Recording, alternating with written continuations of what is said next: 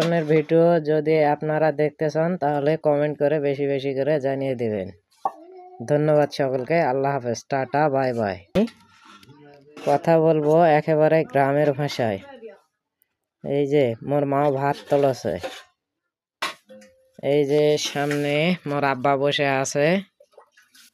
আব্বা এই যে পানি নিচ্ছে, এখন হাত ধোয়া ধুয়ে করবে। মোর আম্মা ভাত তোলছে, তোরা দেখা পাওছেন।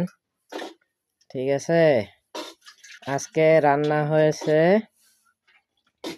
নতুন নয়া আলু দিয়ে,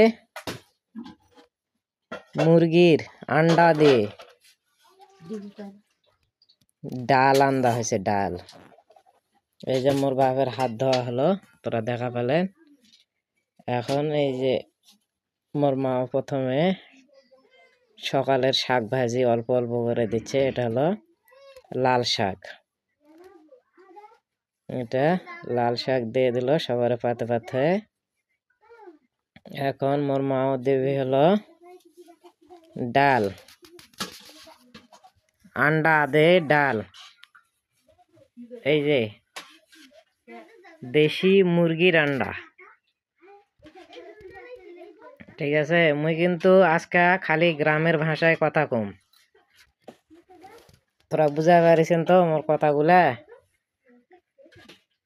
ওই যে ডাল তোলছে, একেবারে নয়া আলুর ডাল, আর হলো গ্রামের মুরগির আন্ডা। তো গ্রামের এভাবে খাওয়া দাওয়া আপনারা কারা করেছেন? এই যে 3 জনের ভাত তোলা হয়েছে, শাক দেওয়া হয়েছে, আবার এই যে ডাল দেওয়া হলো, সাথে আন্ডাও দেওয়া হয়েছে। তো ভিডিওটা কেমন হলো কমেন্ট করে জানাবেন। আর এ ধরনের ভিডিও যদি আপনারা দেখতে চান তাহলে কমেন্ট করে বেশি বেশি করে জানিয়ে দিবেন।